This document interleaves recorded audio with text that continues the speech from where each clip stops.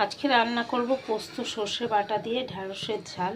তো এই যে ঢ্যাঁড়সটা দেখুন সুন্দর করে কেটে ধুয়ে পরিষ্কার করে নিয়েছি। কড়া গরম হয়ে গেছে, কড়ার মধ্যে তেল দিয়ে দেব।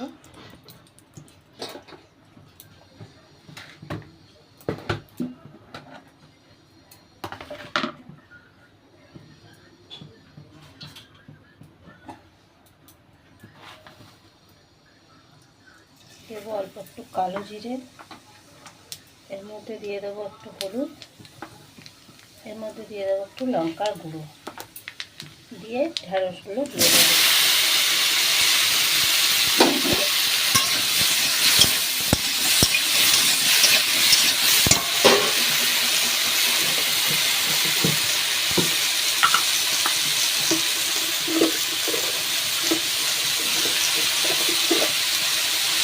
দিয়ে দেবো পরিমাণ মতো নুন, দিয়ে এবার এটা ভাজা ভাজা করে নেব।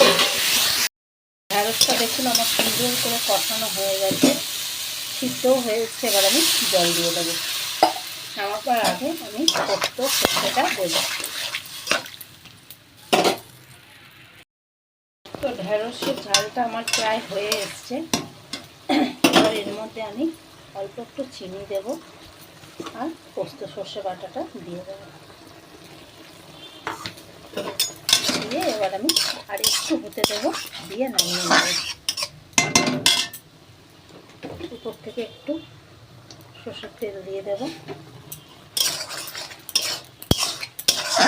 দিয়ে নামিয়ে নেব। এখন আমার ঢ্যাঁড়স পোস্ত বাটা ঝাল হয়ে গেছে পোস্ত সর্ষে বাটা দিয়ে। আপনারা চাইলে এইভাবে বানিয়ে খেয়ে দেখতে পারেন, খেতে তো ভালোই হবে। তো চলুন পরের ভিডিওতে আবার আপনাদের সাথে দেখা হবে আমার।